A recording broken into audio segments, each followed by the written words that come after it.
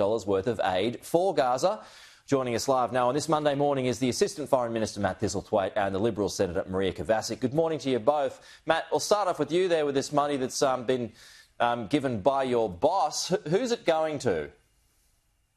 Thanks, Pete. Yeah, there's $20 million that's going to organisations basically to provide food relief, medical supplies and field hospitals. So roughly shared evenly amongst the Red Cross, UNICEF, the UN World Food Programme and the Jordanian Hashemite charity to provide that food, those medical supplies and field hospitals that are desperately needed to people.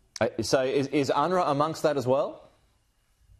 No. The funding that goes to UN is to the UN World Food Programme, and that's consistent with other aid that Australia and the United Kingdom has provided. We're doing this in concert with our partner countries that we've tried to work with around this conflict to ensure that it goes to organisations that have expertise and can deliver that much-needed food on the ground. OK. Maria, does the opposition support this? We support supporting the people in Palestine who need food. There are children there that are starving, and that is something that, you know, is important that food and aid gets in. What we are concerned about, though, however, is the fact that Hamas, the terrorist organisation, is still there. We can't normalise them as being a part of governing any future state of Palestine. They need to basically leave that area and allow aid to get through and allow the release of the hostages so that we can have a peaceful outcome. Okay. But just as for that extra aid contribution, though, you take no issue with that? I haven't seen the detail of it. On the surface. It appears to be a reasonable thing. Let's get to these protests on the weekend. We've got a couple of Sydney-siders on the program today, so it's good to talk about. But the fact that, you know, you've got such an iconic landmark such as the Harbour Bridge being used as a backdrop for anti-Israel protests. Maria, I'll start with you this time. Your response to that, whether you're comfortable with it?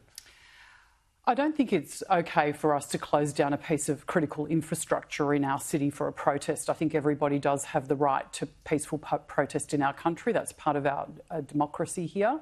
I have concerns, as did the New South Wales Police, in relation to the safety of that protest, and they were concerned about calamitous outcomes there, and it's a good thing that that did not occur.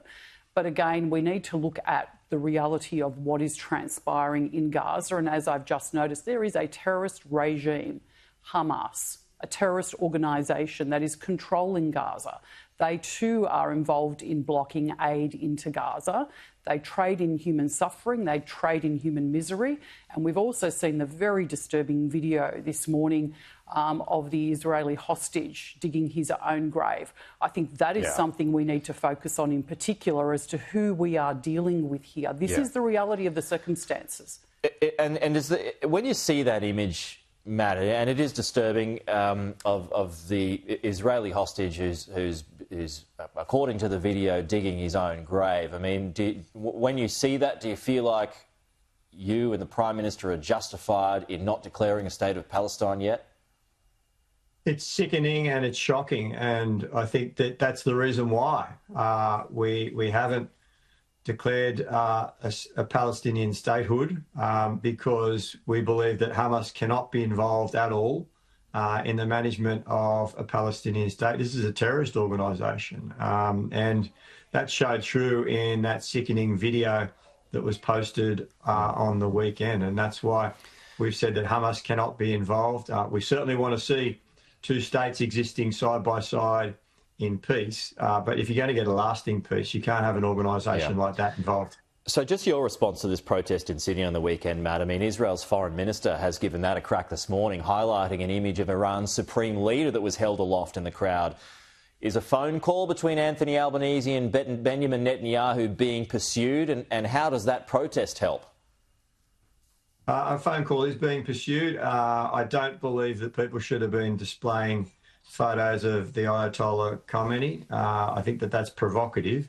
Nonetheless, Australians have the right to protest, and as long as you do it peacefully and in accordance with the law, which is what occurred on the weekend, then every Australian has the right to protest. And the fact that there was 90,000 people there, I think does demonstrate the frustration of the Australian public regarding this ongoing conflict, particularly the starvation of children. And those images that we've seen in our newspapers and on the television, I think were the reason why you saw so many Australians turn out on the weekend. How likely do you think that phone call is, though, Matt, given the fact that Benjamin Netanyahu has shared his frustration publicly in recent months because of the rise in anti-Semitism in Australia? We've certainly acted to combat anti-Semitism here in Australia, and a whole host of measures that we've taken, including Gillian Siegel's report that's been received by the government. We're working through those recommendations. Nonetheless, Anthony Albanese is willing to speak to Benjamin Netanyahu to make sure that the views of the Australian government and the Australian people are clear to the Israeli government. We've said all along that we want the hostages released, we want a ceasefire, and we want a lasting peace through two states, and that hasn't changed. How do you think our relationship is with Israel at the moment, Maria? Look, I think we've got some challenges in terms of how we navigate what is currently happening there. I think we have been a supporter of Israel's right to defend itself, but obviously what is occurring in Gaza in relation to aid not being able to get in and people struggling to feed their children is not okay. But ultimately, we can't also lose sight of the fact that we are dealing with a terrorist organisation in Hamas, and they could release the hostages that they have. They could down their weapons, and this would be over. And the question needs to be asked why they refuse to do that. They refuse to do that because the outcome for them is better when they do actually have a conflict. Yeah, and they've got those hostages as bargaining chips. That's right. Well, Maria and Matt, we're out of time. Thank